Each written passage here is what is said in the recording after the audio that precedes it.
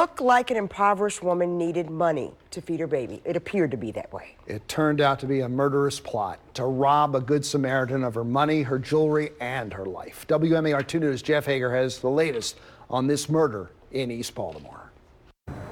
Surrounded by dozens of police officers, detectives, and cadets, Keith Smith is overwhelmed by the events that took his wife's life over the weekend as they drove their daughter home from her birthday party in East Baltimore. We stopped here on this corner. A girl was out here with what looked like a baby in her hand, and it was raining. And my wife felt moved to give us some money. So reluctantly, because my wife usually don't do it, I wound the window down. And when she did, some guy came over to say, can I thank her? And as he did that, and I'm not thinking he's going to do what he did, he commenced to stabbing my wife. Smith jumped out of the car to chase the thieves when he heard his wife's screams. He quickly got back in and headed towards Johns Hopkins Hospital. The 911 operator, he was a beautiful person. He told me to put pressure on her wounds. And I got her to the hospital, and 2 hours later, they said she didn't survive her wounds.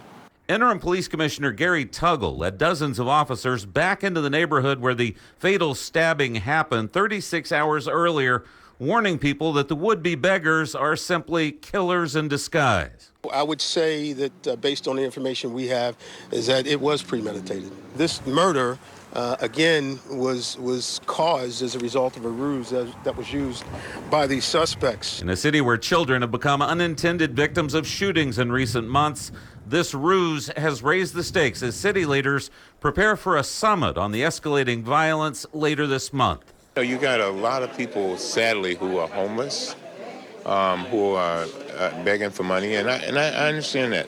But what this does now is that I think it causes anybody who stops at a stoplight to be suspect, worrying about what might happen to them. Now panhandlers and even squeegee kids may be targeted as potential criminals.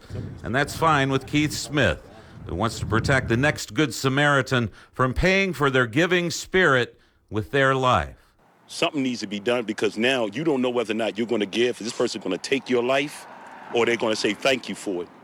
Because this girl actually said, God bless you. In East Baltimore, Jeff Hager, WMAR 2 News. The victim, 54-year-old Jacqueline Smith, worked as an engineer with the Department of Defense at the Aberdeen Proving Ground.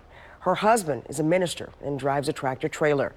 While they had only been married for 4 years, between them they have 6 adult children, including 3 in the military and 3 grandchildren.